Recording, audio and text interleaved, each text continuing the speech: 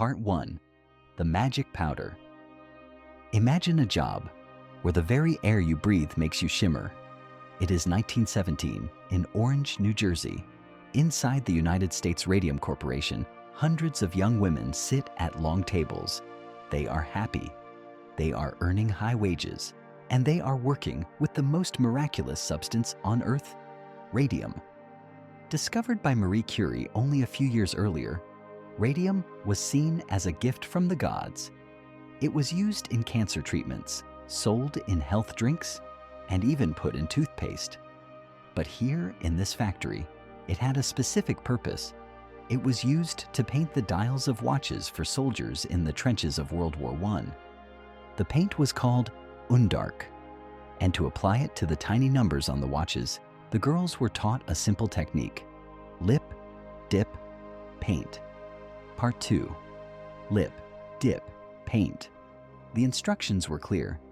To keep the brushes sharp enough for the fine work, the girls had to point the bristles with their lips. Lip, dip, paint. Every time a girl licked her brush, she swallowed a tiny amount of radium. The managers told them it was perfectly safe.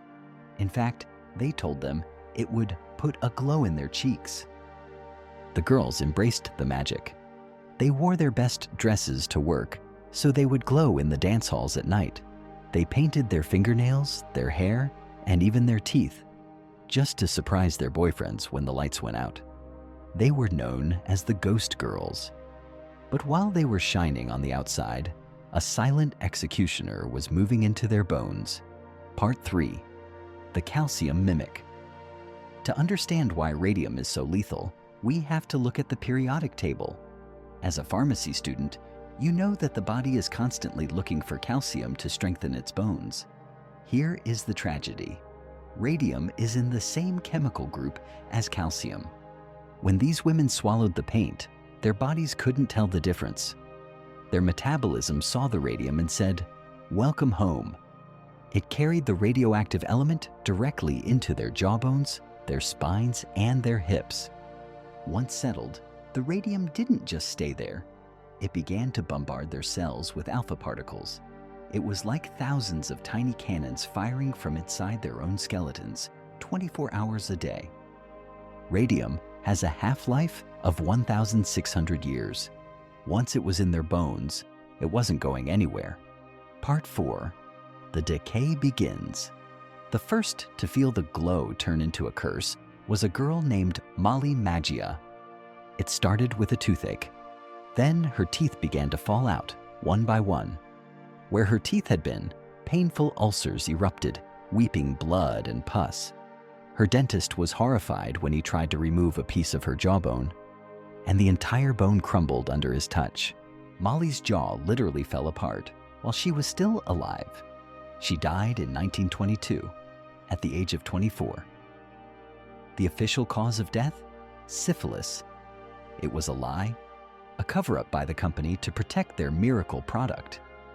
But Mollie was only the first. Soon, dozens of girls were suffering from radium jaw. Their spines collapsed, their legs shortened. Their bones became so fragile that they would snap just by walking across a room. Part 5. The Living Dead.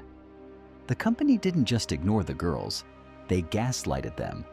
They hired doctors to tell the women they were healthy. They suppressed scientific reports that proved radium was the cause. But one woman, Grace Fryer, refused to stay silent. Even as her spine was crumbling, she led 4 other girls into a legal battle that would change history. They were dubbed the Living Dead. By the time the case reached court, the women were so weak, they couldn't even raise their hands to take the oath. They were dying in front of the judge's eyes. The defense tried to delay the trial, hoping the girls would die before a verdict was reached. But the public's outrage was too loud. The Ghost Girls were no longer a miracle. They were a global scandal. Part 6. The Verdict and the Legacy. In 1928, the women finally won a settlement. It wasn't enough to save their lives, but it was enough to pay for their funerals.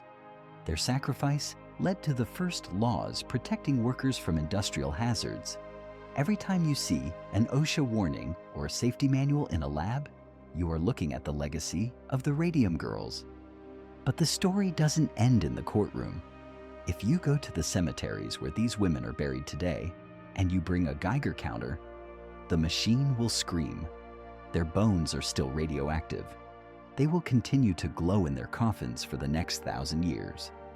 Part 7. The Final Thought. History repeats itself. In the 1920s, radium was the safe miracle. Today, we have our own miracles, our own wonder drugs. As we look back at the glowing smiles of the ghost girls, we must ask ourselves, what are we swallowing today that we will regret tomorrow? If this story touched you, subscribe to Lethal Prescriptions. We tell the stories of the science that went wrong and the lives that were lost in the name of progress. Sleep well, and remember, not everything that glitters is life. Until next time.